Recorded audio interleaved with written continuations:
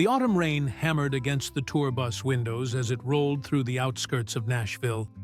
Inside, Reba McEntire sat with her reading glasses perched on her nose, reviewing her schedule for the week. At 69, she had learned to pace herself differently than in her younger years, but her passion for performing hadn't dimmed one bit. Her phone buzzed, displaying a Nashville area code she didn't recognize. Normally, she'd let it go to voicemail, but something made her answer. "This is Reba." "Ms. McEntire." "Oh my goodness, I can't believe I got through to you directly." The voice on the other end belonged to a young woman, breathless with excitement and nervousness. "My name is Jennifer Collins. I'm the event coordinator for the Tennessee Storm Relief Foundation. We're organizing a benefit concert for the communities affected by the tornadoes that hit Clarksville and surrounding areas 3 weeks ago." Reba straightened in her seat. She'd seen the news coverage, the devastating EF4 tornado that had torn through Montgomery County on October 15th, leaving 47 people dead and hundreds homeless. The images of destroyed homes, upended lives, and grieving families had haunted her. "I saw what happened," Reba said softly. "Terrible tragedy. How can I help?" Jennifer's relief was palpable through the phone.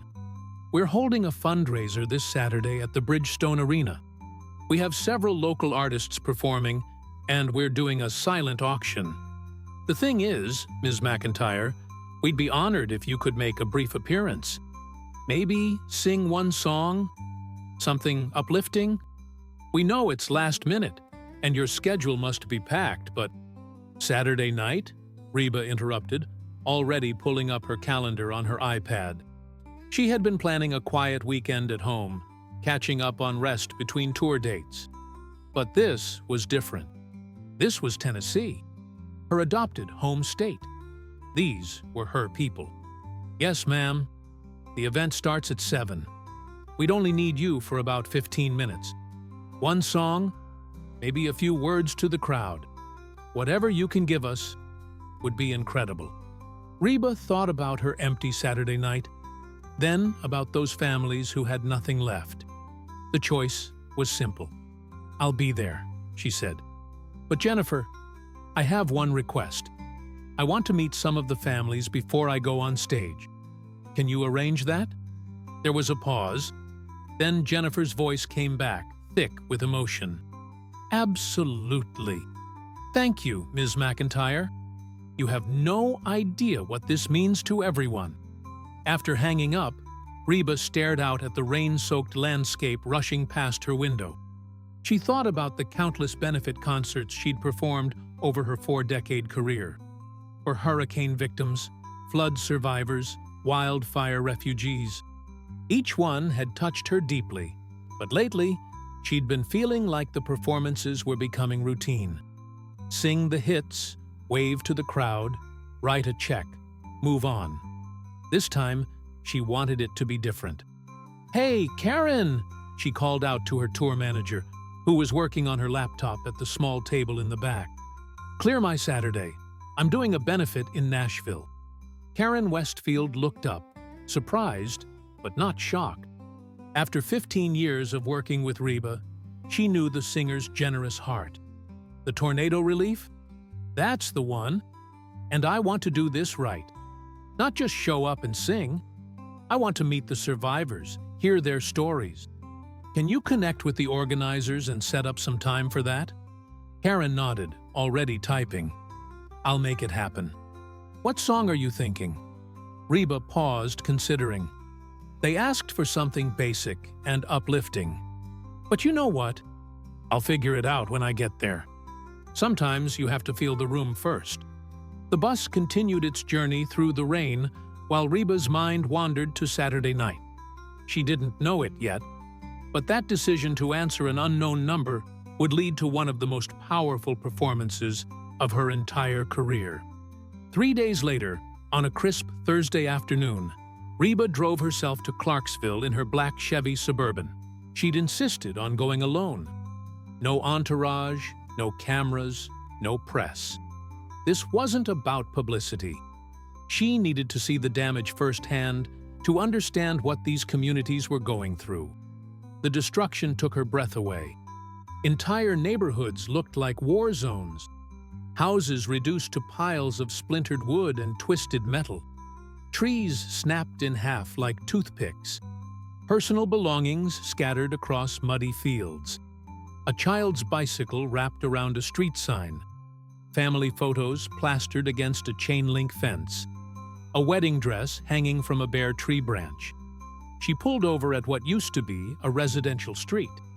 A few residents were sifting through debris, trying to salvage anything recognizable from their former lives.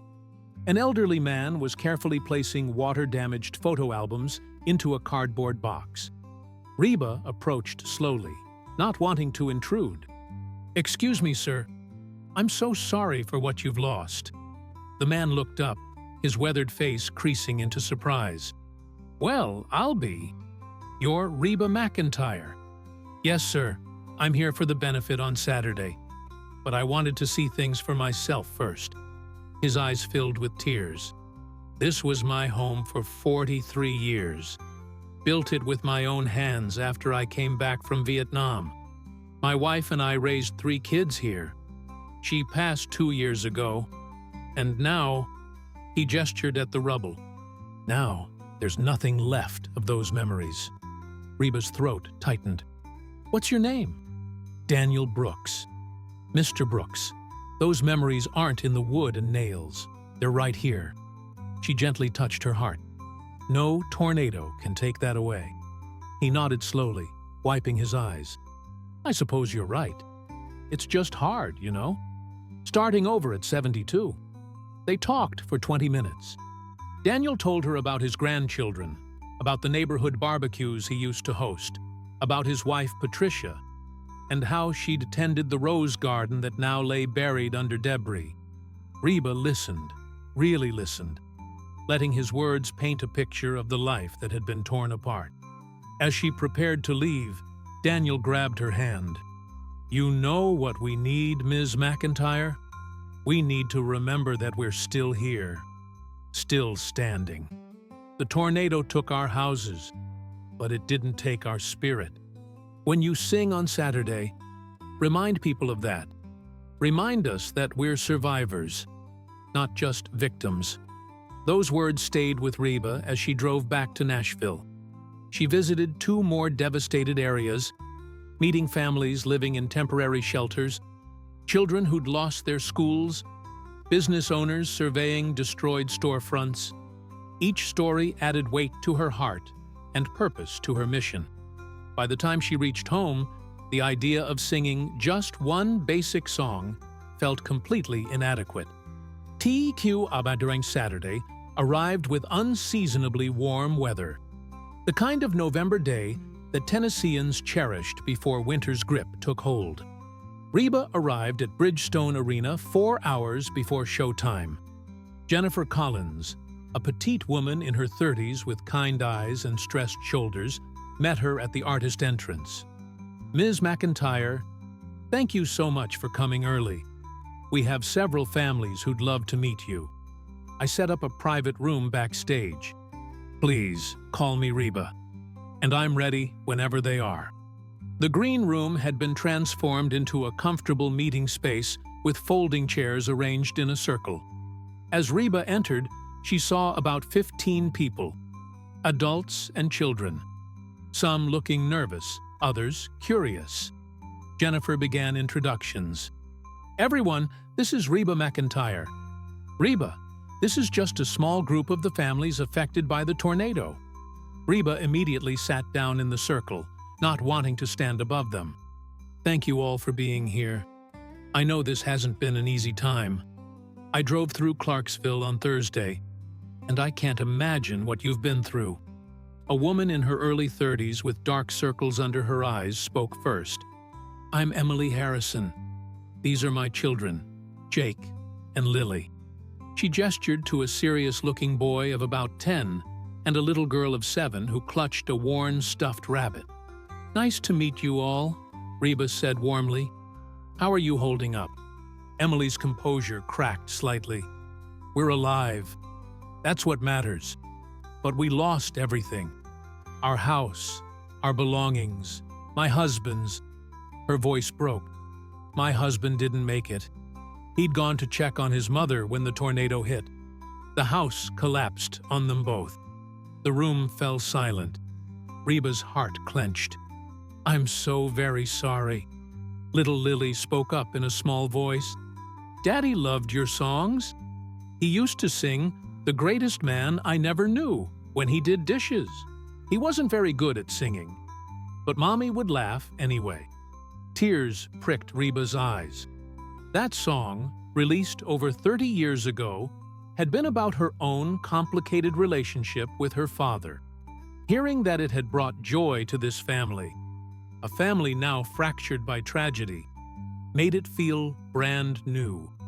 Your daddy had good taste, Reba said gently. And I bet your mommy's laugh made it sound perfect to him. Emily smiled through her tears. It did. Everything's been so quiet since. I miss his terrible singing. I miss the ordinary moments. Everyone keeps telling us how brave we are, how strong. But honestly, most days I don't feel strong. I feel lost. Around the circle, others nodded in recognition.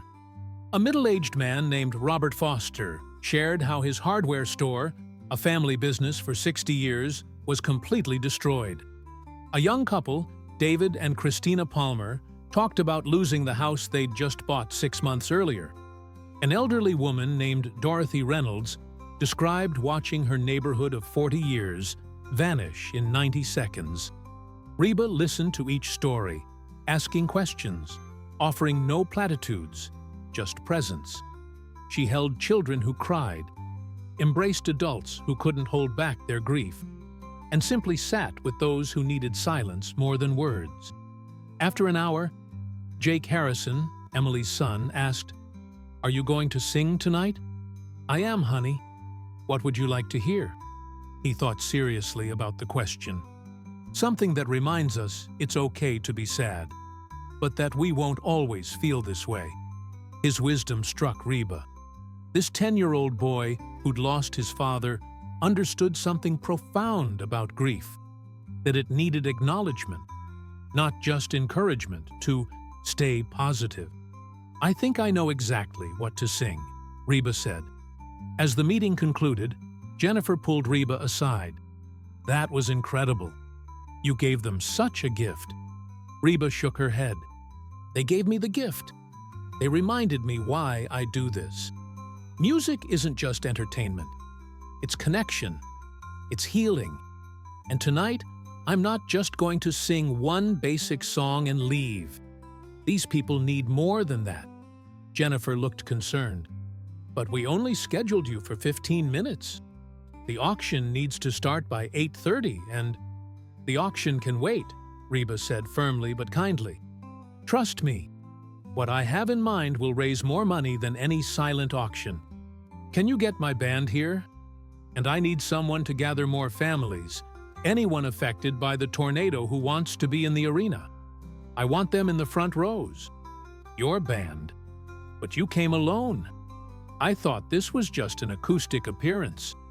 "It was. It's not anymore. My band is in Nashville. They can be here in 45 minutes if they leave now." Jennifer's eyes widened as she realized what Reba was proposing. "You're going to do a full concert?" "Not a concert. Something better. Something that matters. Can you make those calls?" "Yes, ma'am. Absolutely."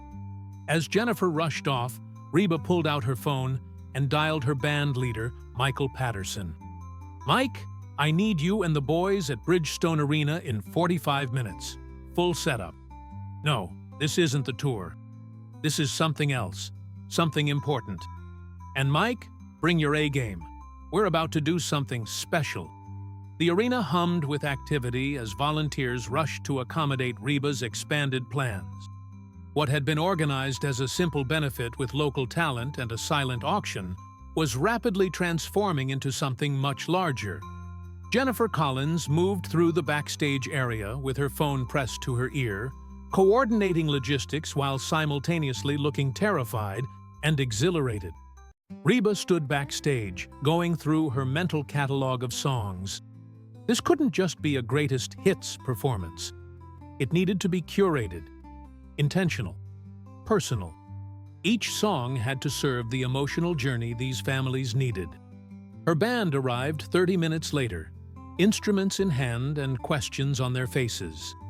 Michael Patterson, her guitarist and musical director for the past 12 years, approached with his characteristic calm demeanor. "Reba, what's going on?" Jennifer said, "You're doing a full set," but she couldn't explain much beyond that. Reba gathered her 5-piece band, Michael on lead guitar, Tommy Hendricks on drums, Lisa Chen on keyboards, Brandon Cole on bass, and Rachel Murphy on fiddle. They'd been together long enough to read each other's musical minds.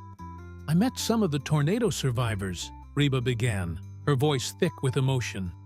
"I heard their stories, their losses, and I realized that what they need isn't just a song. They need to feel understood. They need to know that grief is okay, that rebuilding is possible, and that they're not alone. We're going to give them that tonight." Tommy leaned forward. "What's the set list?" "I'm still working it out, but it's going to be different from anything we've done. More intimate, more raw. I want to talk between songs, share stories, make this conversational, not performative." Lisa nodded slowly, like we're all sitting around someone's living room, processing what happened together. "Exactly." Reba pulled out a notepad where she'd been sketching ideas. "I'm thinking we start with Consider Me Gone, but slower, more reflective. It's about moving forward after loss. Then maybe Whoever's in New England. But I want to change the context. Talk about how that song is really about feeling forgotten, and how these families might feel forgotten once the news cameras leave." Rachel, the youngest of the group at 34, raised her hand tentatively. "What about The Greatest Man I Never Knew? One of the families requested it, right?" Reba's eyes misted. "Emily Harrison's husband used to sing it. But I can't just perform it. I need to tell his story first, honor him. Make it about him, not about me." For the next 45 minutes, they worked through possibilities, adjusting arrangements on the fly.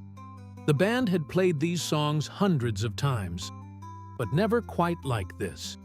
They'd need to be flexible, ready to follow Reba's lead as she responded to the energy in the room. "One more thing," Reba added. "I want to bring some of the survivors on stage, not to exploit their grief, but to let them be part of this, to give them a voice." Michael looked concerned. "That's risky. You won't know how people will react emotionally. What if someone breaks down? Then we hold space for that. We don't rush them off stage or make it awkward. We let it be real." Reba's voice was firm. "Music should be messy sometimes. Life is messy. What these people went through is messy. We're not going to polish that away." Out in the arena, the audience began filling seats. Word had spread quickly through Nashville's tight-knit community that Reba McEntire was doing more than a brief appearance. By 7:30, the arena was nearly full. 6,000 people who'd come to support their neighbors. Emily Harrison sat in the third row with Jake and Lily.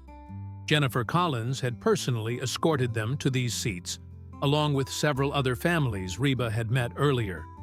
Emily felt strangely numb, the way she'd felt since October 15th. Life moved around her, but she observed it from a distance, like watching a movie about someone else's existence. Jake held the event program, reading about the different performers scheduled. "Mom, it says Reba is only supposed to sing one song. But we were backstage for an hour. Maybe she changed her plans, honey." Lily tugged on Emily's sleeve. "Can we really stay for the whole thing? I'm getting tired." Emily checked her watch. Normally, Lily would be getting ready for bed. Their temporary apartment at the extended stay hotel didn't feel like home, and routines had disintegrated. But tonight, felt important somehow, like they were supposed to be here. Let's see how you feel, baby. If you need to leave, we will. Around them, other families settled in. Daniel Brooks, the veteran Reba had met in Clarksville, sat 2 rows back with his daughter and her family. Robert Foster, the hardware store owner, was in the front row with his wife. The Palmer couple sat nearby, holding hands tightly. Dorothy Reynolds had brought her entire church group. At 7:45, the lights dimmed. A local pastor walked on stage to give an opening prayer. His words were simple but powerful, acknowledging the pain of loss while affirming the resilience of community. As he finished, the crowd responded with quiet amens, and the arena felt more like a church than a concert venue. Several local artists performed. A high school choir sang Amazing Grace. A country duo performed an original song about Tennessee strength. A teenage girl played piano and sang a haunting rendition of Somewhere Over the Rainbow. Each performance was beautiful and well received, but Emily felt disconnected, still watching from that emotional distance. Then, at 8:30, Jennifer Collins walked to the microphone. The arena fell completely silent. Thank you all for being here tonight. Your presence means everything to our neighbors who lost so much. Before we move to our auction, we have a very special guest.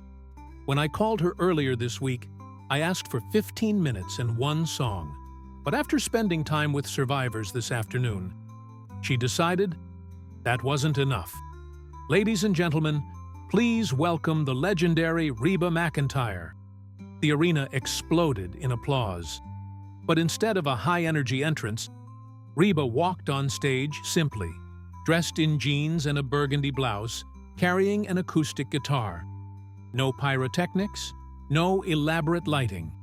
Just her, the guitar, and a single spotlight. The applause continued for a full minute.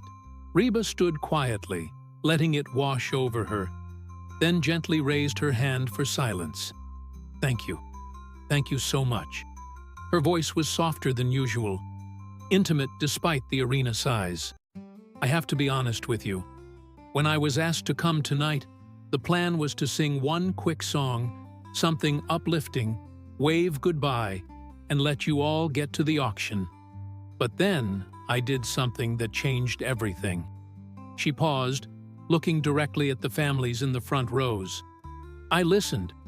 I drove to Clarksville and saw the destruction. I met survivors. I heard their stories. And I realized that what you don't need tonight is a performance. You need recognition. You need to be seen and heard. So I'm not here to entertain you. I'm here to be with you. Emily felt something shift inside her. The first crack in that numb distance she'd been living behind. This first song, Reba continued, is called Consider Me Gone. I wrote it years ago about leaving a bad relationship. But tonight, it means something different. It's about moving forward after loss, about having the courage to take the next step, even when you don't know where you're going. She began to play, her fingers moving across the guitar strings with practiced ease. But when she started singing, her voice carried a rawness that wasn't there on the recording. She sang it slower, with more space between phrases, letting each word breathe. The arena was so quiet you could hear individual coughs, the rustle of programs, a child's whisper. Emily found herself really listening, not just hearing the words, but feeling them. The song talked about packing up and leaving, about accepting that some chapters end, about finding the strength to walk away from what's gone. When Reba reached the chorus, her voice cracked slightly on the word gone, and Emily realized the singer was crying as she performed. These weren't performer tears, manufactured for effect. These were real. As the song ended, Reba didn't wait for applause. She just transitioned directly into speaking. 3 days ago, I met a man named Daniel Brooks in what used to be his neighborhood in Clarksville. He's here tonight. She gestured to the audience. "Daniel, can you stand up for a second?" Daniel slowly stood, looking uncomfortable with the attention. The audience applauded warmly.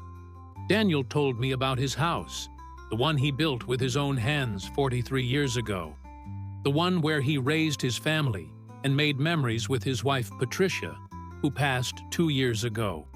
The tornado took that house, reduced it to nothing. And when I met him, he was sifting through rubble, trying to find photo albums. Daniel sat down, clearly emotional. His daughter put her arm around him. "But you know what Daniel told me? He said the memories weren't in the wood and nails. They were in his heart." And then he said something I'll never forget. He said, "We're not victims. We're survivors. And we need people to remember that." Reba looked out at the audience, her eyes scanning faces. "So tonight, we're going to remember. We're going to sit together in this space and acknowledge what was lost. We're going to cry if we need to. We're going to feel angry if we need to. And we're going to remember that surviving doesn't mean pretending everything's okay. It means having the courage to say, 'This is hard, and I'm struggling, and I'm still here.'" The audience responded with sustained applause. Several people were openly crying. Behind Reba, her band quietly took their positions on stage. Michael with his guitar, Tommy at the drums, Lisa at the keyboards, Brandon on bass, and Rachel with her fiddle. They'd been waiting in the wings, and now they seamlessly integrated into the performance space. "My band is here now," Reba said with a slight smile, "because we realized one song wasn't going to cut it. So if you've got somewhere else to be, feel free to leave. But if you want to stay and be part of something real, we're just getting started." Nobody left. Reba signaled to her band, and they began the opening notes of "Whoever's in New England." The familiar melody floated through the arena. But this version was different. Stripped down, more vulnerable. Lisa's piano carried most of the weight, with Rachel's fiddle adding mournful accents. Before singing, Reba spoke again. "This song came out in 1986. It's about a woman whose husband is having an affair, but she loves him enough to wait for him to come home. Tonight, it means something else to me. It's about feeling forgotten, about worrying that once the cameras leave and the initial sympathy fades, people will move on and forget what happened here." She let that statement hang in the air for a moment. "I want to promise you something right now. We won't forget. Nashville won't forget. Tennessee won't forget. You are not alone in this." As she sang, the lyrics took on new meaning. The line, "Whoever's in New England," became about wherever people's attention wandered next. The chorus about "Your home is here" felt like an affirmation that these survivors still belonged, still mattered, still had a place in their communities. Emily Harrison felt tears streaming down her face. She'd been so afraid of exactly this, that people would stop checking in, stop asking how she was doing, stop caring that her children had lost their father. The sympathy casseroles had already slowed. The phone calls had become less frequent. She was terrified of being forgotten while still drowning in grief. Next to her, Jake squeezed her hand. At 10 years old, he was trying so hard to be the man of the house, and it broke Emily's heart. He should be playing video games and complaining about homework, not comforting his mother through panic attacks. When the song ended, Reba didn't wait for applause.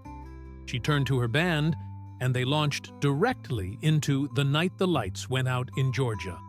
But again, slower and more deliberate than the radio version. The story song took on new resonance. It was about injustice, about things being taken unfairly, about the randomness of tragedy. After that, Reba set her guitar aside and walked to the front of the stage, sitting on the edge with her legs dangling over. "Can we just talk for a minute?" Is that okay?" She asked it like she was seeking permission, making this collaborative rather than dictatorial. The audience responded with affirmative calls. "I've been doing this for over 40 years, singing, performing, making records." And somewhere along the way, I think the music industry forgot what country music was supposed to be about. It's not about fancy production or radio-friendly hooks. It's about telling real stories about real people. It's about sitting on a porch with your neighbors and sharing what's in your heart.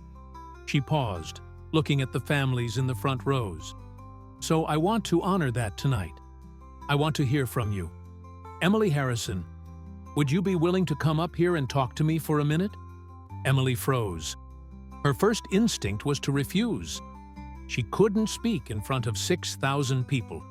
But Jake looked at her with such hope in his eyes, and before she could overthink it, she found herself standing. Jennifer Collins appeared at her side with a microphone, guiding her to the stage stairs. The walk up felt surreal, like moving through water. And then she was standing next to Reba McEntire, one of her husband's favorite singers, looking out at thousands of faces.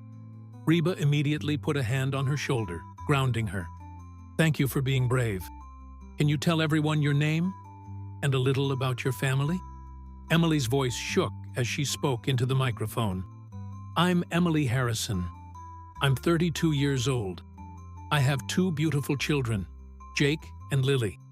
And 3 weeks ago, my husband Christopher died in the tornado." Her voice broke on his name. Reba kept that steady hand on her shoulder, a physical reminder that she wasn't alone. "Tell us about Christopher," Reba said gently. Emily closed her eyes, picturing him. He was the most ordinary, extraordinary man. He worked as an electrician. He coached Jake's Little League team. He did terrible Donald Duck impressions to make Lily laugh. He sang your songs while doing dishes, completely off-key, but it made me smile every single time. The audience was completely silent, hanging on every word. The day of the tornado, he'd gone to check on his mother. The weather reports said it might get bad, and she lived alone. He told me to take the kids to the basement and he'd be right back. Tears streamed freely now. He never came back. The tornado hit his mom's house directly. They were both in the hallway, trying to shelter. The house collapsed on them. Reba's own eyes filled with tears. "I'm so sorry. That's not fair. And it's not right. And there's nothing anyone can say to make it better." Emily nodded, appreciating the honesty. So many people had tried to comfort her with platitudes. "He's in a better place. God has a plan. Time heals all wounds." But Reba was simply acknowledging the awful truth. It sucked, and nothing would fix it. "What do you need right now?" Reba asked. "What do you and your kids need?" Emily thought about the question seriously. "We need people to say Christopher's name. We need people to remember he existed. Everyone keeps talking about the victims and the tragedy. But Christopher was a person. He was funny and kind, and he loved his family fiercely. He deserves to be remembered." "Christopher Harrison," Reba said clearly, addressing the entire arena. "A husband, a father, a son, a coach, a terrible singer who did it anyway, because it brought joy. We remember him." The audience responded by repeating the name, Christopher Harrison. The sound of 6,000 voices speaking her husband's name hit Emily like a wave. She sobbed openly, and Reba pulled her into a hug, just letting her cry. The moment stretched, raw and unpolished, and absolutely real. After a minute, Emily pulled back and wiped her eyes. "He loved your song, The Greatest Man I Never Knew." It reminded him of his relationship with his own father. They'd been estranged for years, but reconciled before his dad passed. He said that song helped him process that complicated grief. Reba looked at her band, then back at Emily. Would you stay up here while I sing it? I want to dedicate it to Christopher." Emily nodded, moving to a stool at the side of the stage. Reba walked to the microphone, taking a moment to compose herself. "This song came out in 1992. I wrote it about my father, Reba McEntire. He was a champion steer roper, a tough rancher, and a man who loved his family but wasn't good at showing it. He died in 2014, and I still think about all the conversations we never had. So, Emily, this is for Christopher, and for everyone in this arena who's grieving someone they wish they had more time with." The song began with Lisa's piano, gentle and melancholic. When Reba started singing, her voice was thick with emotion. She sang about a father she'd never really known despite living in the same house, about words left unsaid, about love that was felt but never expressed. But as she sang, she kept making eye contact with Emily, transforming the song from being about a distant father to being about any lost loved one. The lyrics about realizing too late what you had became about Emily's loss, about Christopher being taken too soon, about children who would grow up with only memories of their father. By the chorus, half the arena was crying. This wasn't entertainment. It was collective mourning. People were thinking about their own losses, parents, spouses, siblings, friends. The song became a container for everyone's grief. When it ended, the silence was profound. Then, slowly, the applause built, not the excited cheering of a concert, but the respectful appreciation of a sacred moment shared. Emily stood and hugged Reba tightly. "Thank you," she whispered. "Thank you for giving him that." As Emily returned to her seat, Reba turned to the audience. "We're going to take a 5-minute break. Drink some water, hug someone next to you, breathe. This is heavy, and it's okay to need a moment." The house lights came up partially. Reba walked backstage where Jennifer Collins met her, tears streaming down her face. "Reba, that was... I don't even have words. People are already texting donations. The amount we've raised has tripled in the last 30 minutes. Reba shook her head. "This isn't about the money, Jennifer. I mean, yes, they need the money, but they needed this more. They needed to be seen, to be heard, to have their pain acknowledged as worthy and real. What else are you planning? I want to bring more people up. I want to hear more stories. And then we're going to shift. We've sat in the grief long enough. Now we need to remember that life goes on, that there's still beauty, that rebuilding is possible." Jennifer nodded. "You're incredible. You know that?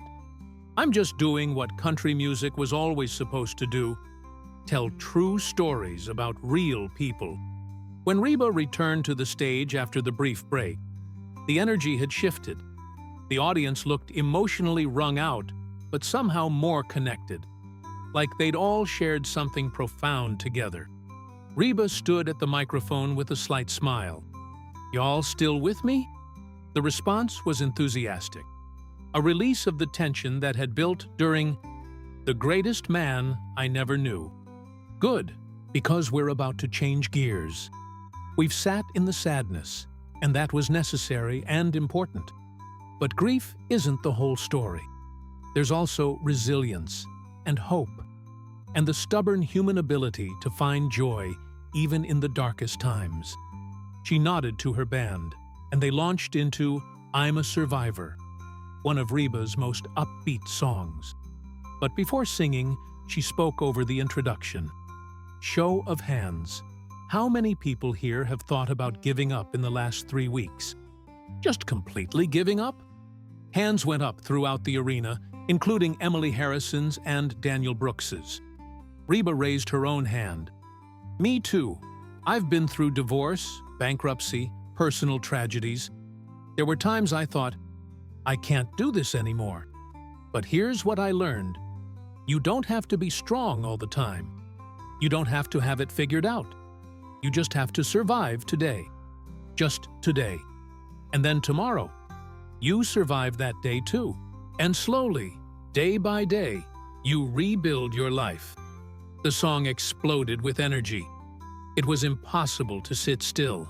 The beat was infectious, the lyrics were empowering, and the band was on fire. Tommy's drums drove the rhythm forward relentlessly. Rachel's fiddle added wild, joyful flourishes. Michael's guitar work was intricate and powerful. People started clapping along. Some stood and danced in place. Kids who'd been solemn and quiet suddenly lit up, bouncing with the music. Even Emily found herself tapping her foot, feeling something other than numbness for the first time in weeks. The song became an anthem. When Reba reached the chorus, "I'm a survivor.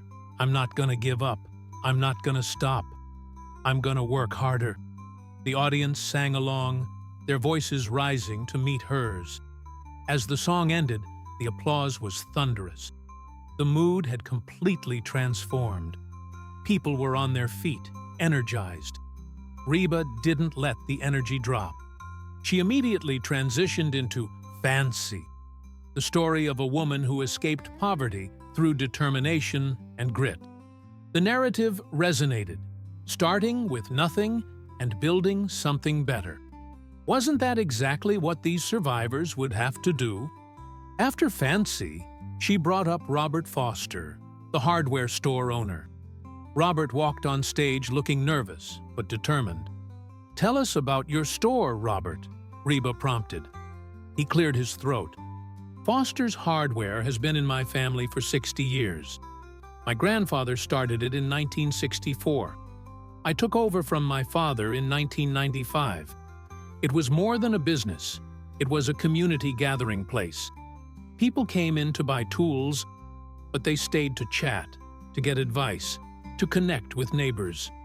His voice steadied as he spoke, finding confidence in the familiarity of his story. The tornado destroyed everything. The building, the inventory, 60 years of records and receipts and family history. Insurance will cover some of it, but not the intangibles, not the relationships, not the memories. "Are you going to rebuild?" Reba asked. Robert hesitated. "My kids think I should retire. Take the insurance money and be done with it. I'm 63 years old. Starting over sounds exhausting." "But?" Reba prompted, sensing there was more. "But I can't imagine not having the store. It's not just my business. It's my identity. It's my connection to my father and grandfather. And that community needs a gathering place now more than ever." Reba turned to the audience. "How many of you think Robert should rebuild?" The response was immediate and overwhelming. Thousands of people cheering, clapping, shouting encouragement. Robert's eyes filled with tears. "I didn't realize how much support there was. I felt so alone in this decision." "You're not alone," Reba said firmly. "And here's what we're going to do. Right now, I'm personally donating $50,000 to help rebuild Foster's Hardware." The audience erupted. Robert looked stunned, his mouth opening and closing without words. "But that's not all," Reba continued, caught up in the momentum. "I'm challenging everyone here, everyone watching online, everyone who hears about this event, to support local businesses in tornado-affected areas. Don't just donate to general funds. Go to these towns and shop. Eat at their restaurants. Stay at their hotels. Show them they're still part of Tennessee's economy and community." Jennifer Collins, watching from the wings, was frantically taking notes and texting her team. This was turning into something far bigger than anyone had imagined. As Robert left the stage, visibly moved, Reba brought up the Palmer couple, David and Christina. They were young, maybe late 20s, and held hands tightly as they approached the microphone. "Tell us your story," Reba said gently. Christina spoke first, her voice soft but clear. "We bought our first house 6 months ago. We'd been saving for 7 years, living in a tiny apartment. eating ramen, skipping vacations. When we finally got the keys, it felt like all that sacrifice was worth it. David picked up the story. The mortgage company required flood insurance, but not tornado insurance. We looked at it, but the premiums were high. And statistically, tornadoes don't hit the same place twice, right? So we skipped it. His voice was thick with regret. That decision haunts me every day. The house is gone. We still owe the full mortgage, but there's nothing to show for it. We're paying for a pile of rubble while living in Christina's parents' basement. The audience's sympathy was palpable. This was a fear many people shared, making a decision that seems reasonable until catastrophe strikes. What would you tell other young couples in your position? Reba asked. Christina answered, "Get the insurance, all of it. I know it's expensive. I know it feels like money you'll never use. But the security of knowing you're protected is worth it." We learned that lesson the hardest way possible. And here's the other thing, David added. It's okay to ask for help. We've been so proud, so determined to make it on our own. But this showed us that community matters. People have been incredible, bringing meals, offering storage space, donating furniture. We've learned that accepting help isn't weakness. It's wisdom. Reba nodded. That's beautiful. And you know what? You two are going to be okay. You're young, you're strong, you love each other. This is a setback, not an ending. After they left the stage, Reba turned to her band. Let's do You Lie. The song was energetic and defiant, about not accepting someone's excuses and demanding truth. But Reba reframed it. This song is about calling out lies. And here's a lie we need to call out. That these families somehow brought this on themselves. That they should have been more prepared, should have built stronger houses, should have had better insurance. That's garbage. Tornadoes don't care about preparation. Natural disasters don't discriminate. This wasn't anyone's fault. The song became an anthem of defiance, a rejection of victim blaming. The audience responded with fierce energy, singing along to the chorus, using the music to express their anger at the unfairness of it all. Reba followed it with Is There Life Out There? A song about a woman wondering if there's more to existence than her current circumstances. It resonated with survivors who were questioning everything, their choices, their futures, their ability to rebuild. But Reba's message was clear. Yes, there is life beyond this tragedy. It will look different than what was planned, but it exists, and it's worth pursuing. The performance was now nearly 90 minutes long, far exceeding the original 15-minute plan. But nobody was checking their watches. The auction had been forgotten. This had become something else entirely. Part concert, part therapy session, part community revival. Reba introduced Dorothy Reynolds next, the elderly woman who'd watched her neighborhood vanish.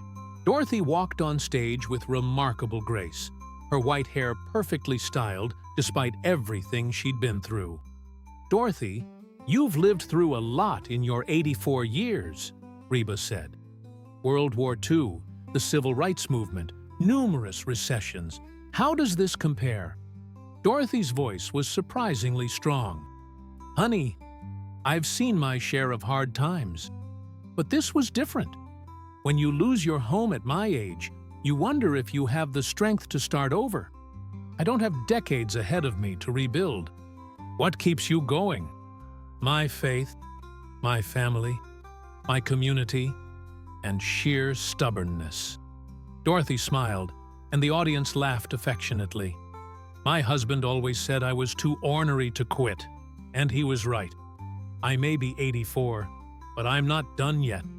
Reba impulsively hugged her. You're an inspiration. No, dear, I'm just old and stubborn. There's a difference. The laughter felt good, a release of accumulated tension. Dorothy's matter-of-fact resilience reminded everyone that survival sometimes meant simply refusing to give up, even when it would be easier. As Dorothy returned to her seat to sustained applause, Reba looked at her watch. It was nearly 10 o'clock. She'd been performing for over 90 minutes, but she wasn't finished yet. "One more story," she announced. "Jake Harrison, Emily's son. Can you come up here?" Jake Harrison climbed the stage steps with the careful deliberateness of a 10-year-old trying to appear confident while feeling terrified. Reba met him halfway, taking his hand and leading him to the microphone. "Jake, your mom told me you're in 4th grade. How's school going?" Jake's voice cracked slightly when he spoke. "We had to switch schools.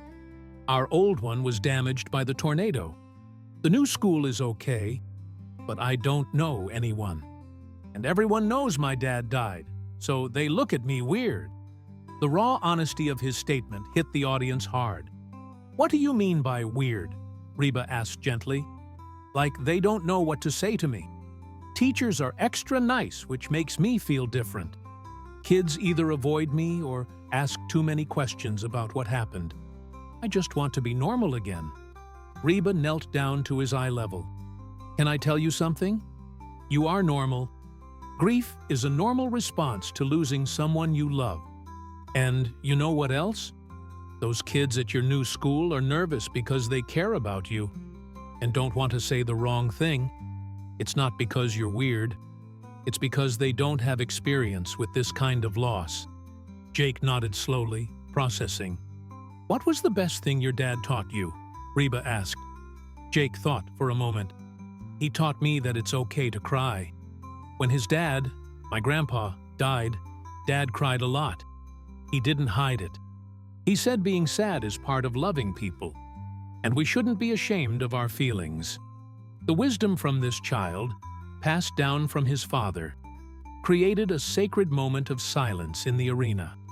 "Your dad was a smart man," Reba said softly. "And I want you to remember something, Jake. When you cry, when you feel sad, when you miss your dad, that's love. Grief is just love with nowhere to go. It doesn't mean you're weak or broken. It means you had something precious and you lost it. That's worth crying about." Jake's composure finally cracked. Tears streamed down his face, and Reba pulled him into a hug, just holding him while he cried. His mother, Emily, was sobbing in the 3rd row. Lily clutched her stuffed rabbit tighter. After a minute, Jake pulled back and wiped his eyes with his sleeve. "Sorry," he mumbled.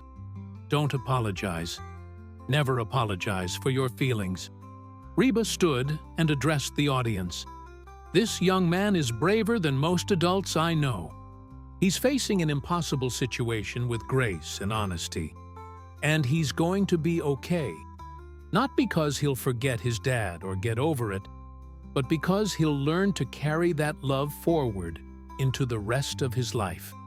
She turned to Jake. "When I sing this next song, I want you to stay up here with me. Will you do that?" Jake nodded. Reba signaled to her band, and they began playing Forever Love, a tender ballad about eternal devotion. But before singing, Reba spoke. "This song is for Christopher Harrison and all the loved ones we've lost. It's about how love doesn't end when someone dies. It transforms, but it endures." As she sang, she kept one hand on Jake's shoulder.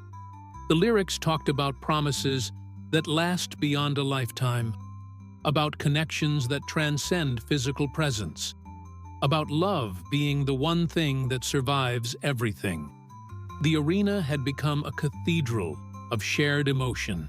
People held each other, cried openly, and let themselves fully feel the weight of loss and the persistence of love. When the song ended, Reba didn't wait for applause. She spoke directly to Jake, but her words were for everyone. "Your dad's love for you didn't die with him.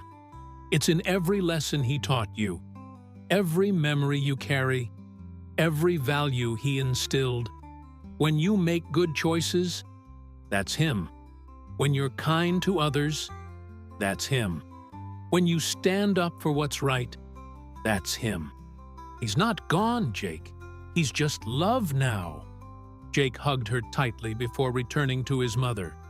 As he climbed down the stairs, the audience's applause was gentle and respectful, honoring his vulnerability. Reba took a deep breath, centering herself. They were nearly 2 hours into what was supposed to be a 15-minute appearance, but she had one more crucial shift to make.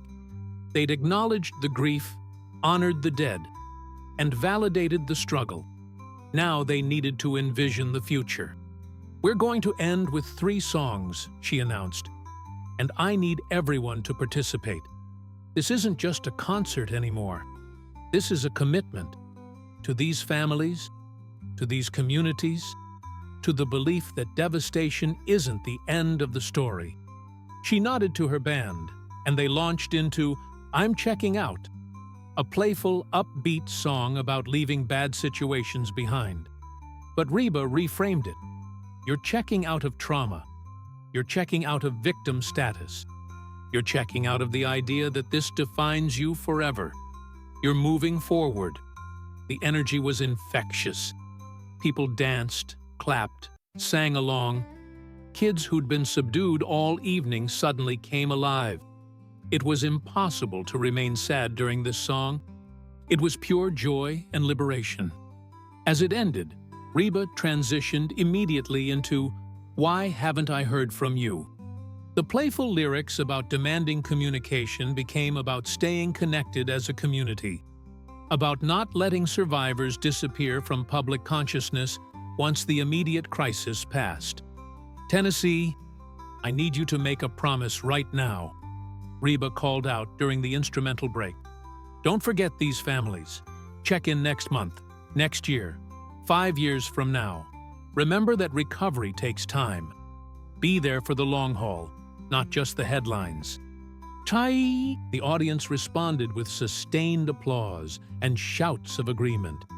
Finally, Reba prepared for the closing song. She'd been thinking about this carefully. It needed to be powerful, hopeful, and singable. Something that would send people home feeling empowered rather than depleted. This last song is one I didn't write, but I wish I had. It's called "Going Out Like That," and it's about refusing to let circumstances defeat you. I want everyone to sing with me. Don't worry about sounding good. Just sing. The song built slowly. Michael's guitar work was intricate and emotional. Rachel's fiddle added soaring notes that seemed to lift the entire arena. Tommy's drums drove the rhythm with increasing intensity. Lisa's keyboards filled in the spaces, creating a full, rich sound. When they hit the chorus, "I ain't going out like that," 6,000 voices joined Reba's. The sound was overwhelming, a collective declaration of resilience. People who'd been sitting stood up. Arms went around shoulders. Strangers became community in that moment. Reba let the band play an extended instrumental break, giving the audience time to really lean into the energy. She walked across the stage, making eye contact with the families in the front rows, pointing to them, acknowledging them, celebrating them. The final chorus was the loudest yet.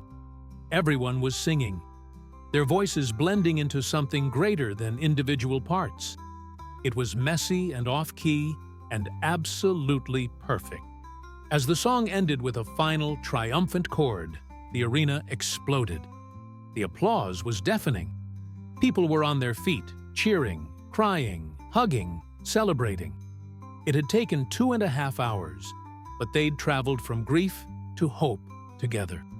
Reba stood at the microphone, visibly moved. "Thank you. Thank you for trusting me with your stories, your pain, your hope.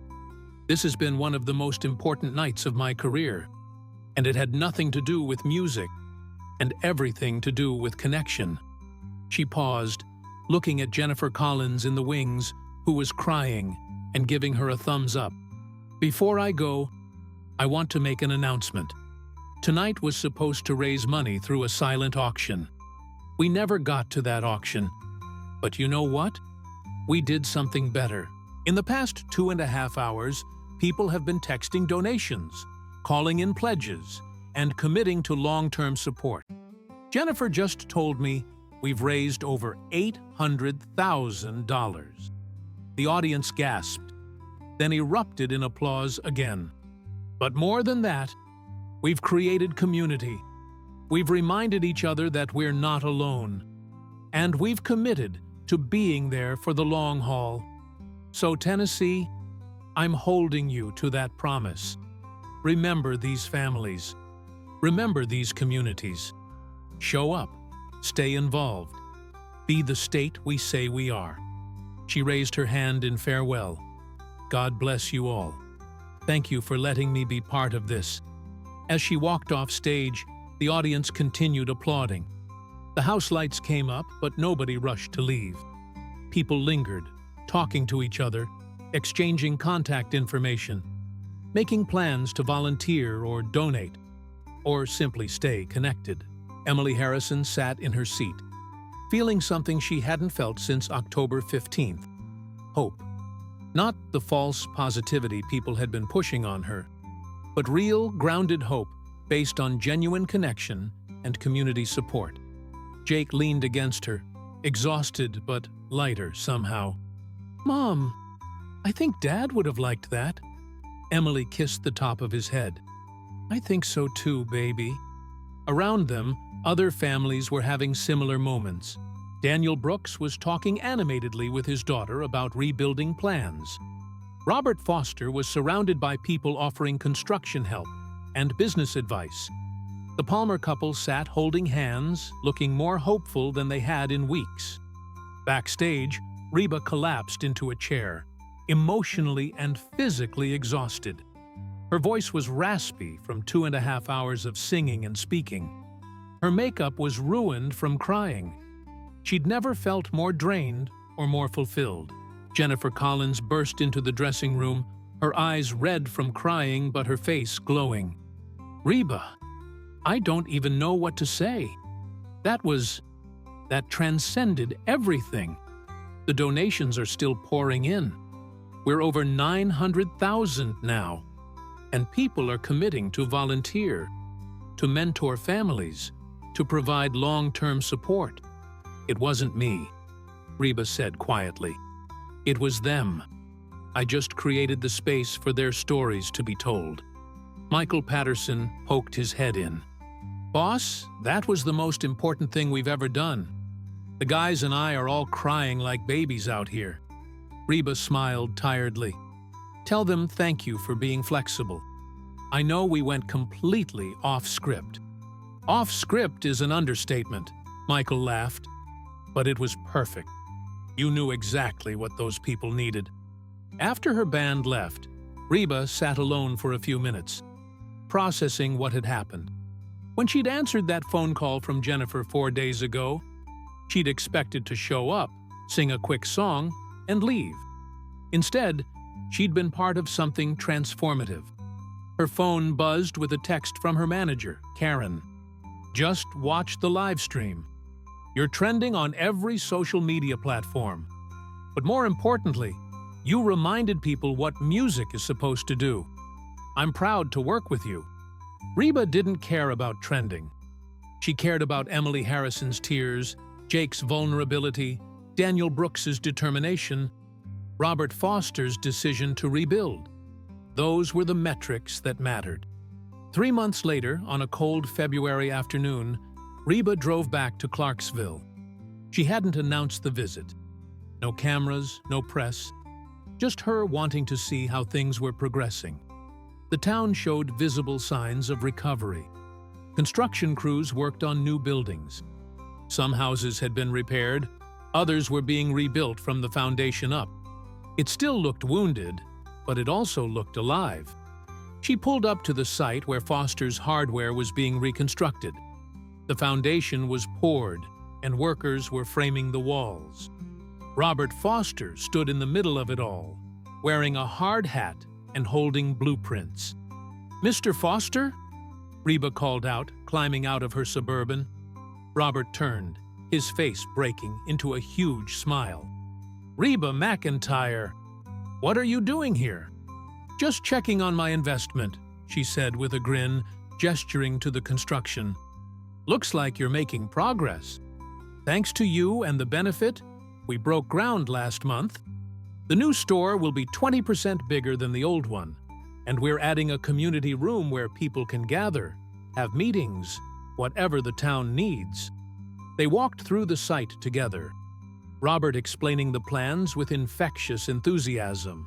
His earlier uncertainty had been replaced by energized purpose. "How's the community doing?" Reba asked. "Better. Still struggling, but better. People are helping each other. Neighbors are sharing resources. Churches have organized meal trains that are still going strong. It's like the tornado reminded us what community actually means." Before leaving, Reba drove past the lot where Emily Harrison's house had stood. A new foundation had been poured, and according to the sign, construction would begin in March. Emily and her kids were still in the extended stay hotel, but they had hope now, tangible, visible hope in the form of that foundation. On impulse, Reba texted Jennifer Collins, "Can you get me Emily Harrison's number?" That evening, Reba called Emily from her home in Nashville. "Hello?" Emily answered, not recognizing the number. "Emily, this is Reba McEntire. I hope I'm not calling at a bad time." "Reba, oh my goodness, no, this is fine. The kids are doing homework. Is everything okay?" "Everything's fine. I was in Clarksville today and saw they're starting on your house. How are you all doing?" Emily's voice brightened. "We're doing better. It's still hard. Some days are really hard. But Jake is adjusting to his new school. Lily is sleeping better. And I started grief counseling, which is helping more than I expected." They talked for 20 minutes. Emily shared small victories. Jake making friends, Lily laughing at a cartoon, Emily getting through a full day without crying. These weren't dramatic transformations, just the slow, steady work of healing. "That night at the benefit," Emily said, "you gave us permission to grieve honestly. You didn't try to fix us or rush us through it. You just held space for our pain. That changed everything for me." "You were incredibly brave, sharing Christopher's story," Reba replied. "How do the kids talk about him now?" "More openly. We have daddy stories every night before bed. Jake and Lily take turns sharing a memory. Some nights we laugh, some nights we cry, but we're keeping him alive in our hearts by saying his name and remembering who he was." After they hung up, Reba sat in her living room looking out at the Nashville skyline. She thought about her career, the #1 hits, the awards, the sold-out tours. They all mattered, but they paled in comparison to that night at Bridgestone Arena. She'd been asked for one basic song. Instead, she'd given them stories, vulnerability, and authentic connection. She'd transformed a simple benefit into a communal healing experience. Not through elaborate production or performance tricks, but through the most fundamental element of country music: truth. A year after the tornado, on October 15, 2025, a memorial was unveiled in Clarksville.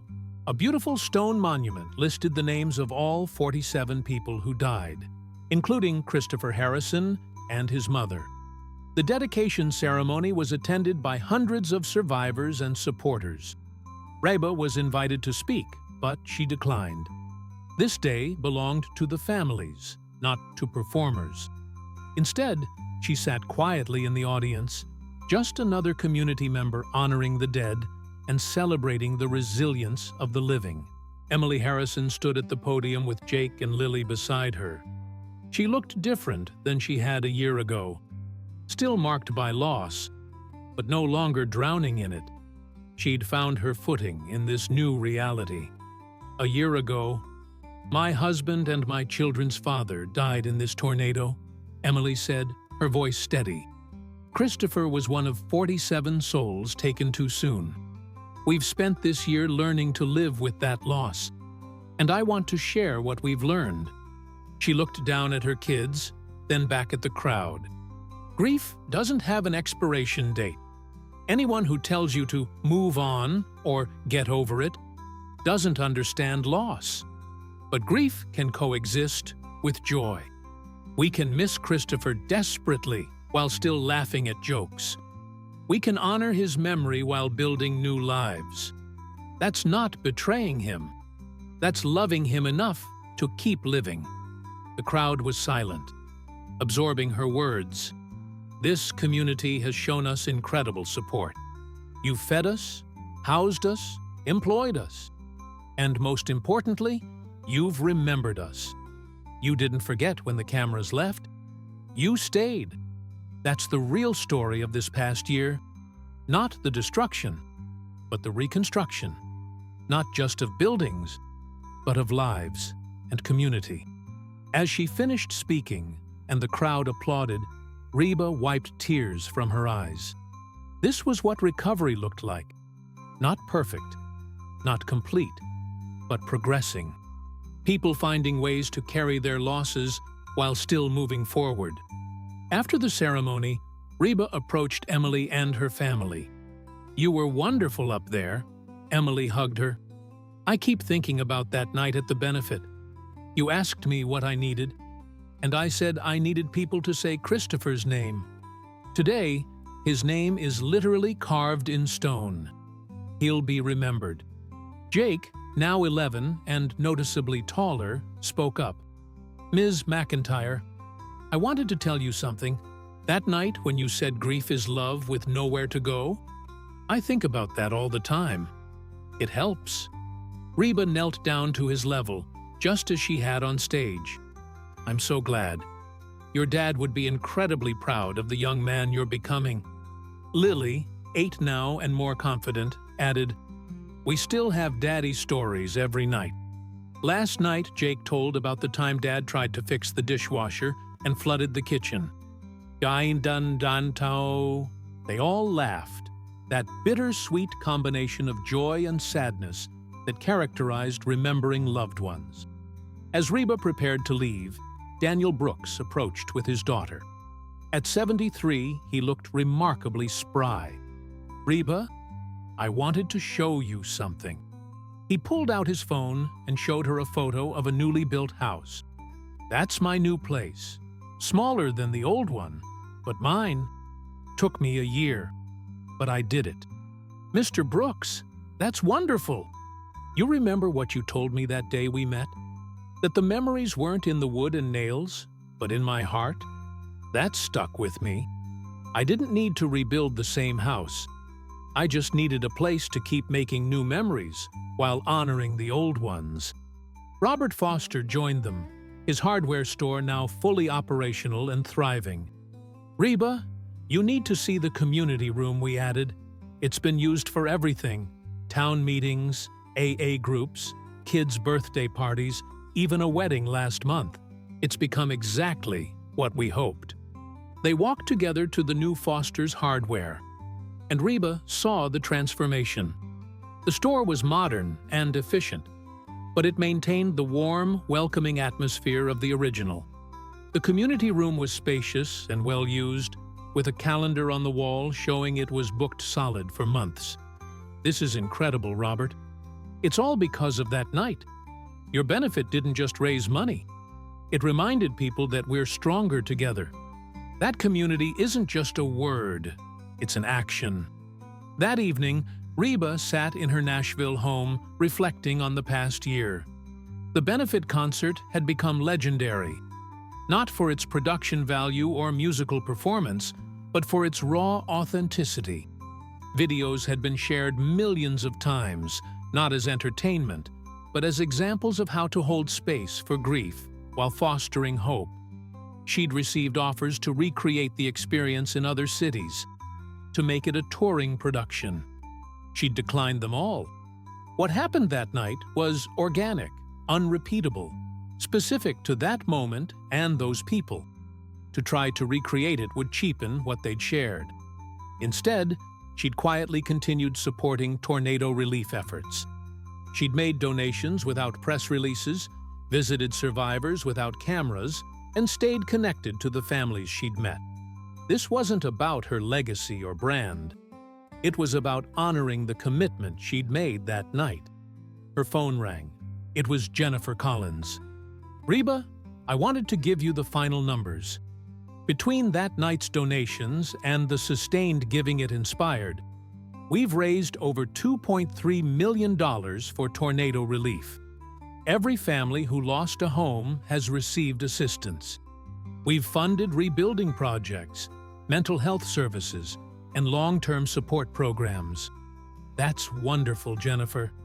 But the money isn't even the most important part. You created a model for how communities can respond to tragedy.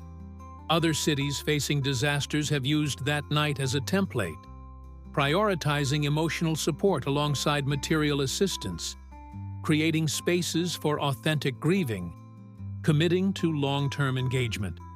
After hanging up, Reba thought about that night one more time. She'd been asked to sing one basic song, something simple and uplifting to fill 15 minutes. Instead, she'd recognized that these people needed something deeper. They needed to be seen, heard, validated. They needed permission to grieve authentically while also being reminded of their resilience. So she'd transformed that basic request into something profound. She'd used her platform not for performance, but for connection. She'd prioritized truth over entertainment, vulnerability over polish, and community over individual achievement. That was the real masterpiece. Not any single song, but the collective experience of 6,000 people coming together to acknowledge loss, celebrate survival, and commit to long-term support. It was messy and imperfect, and absolutely real. And it reminded Reba and everyone who witnessed it what music was always supposed to be: a vehicle for truth, a bridge between hearts, and a catalyst for healing.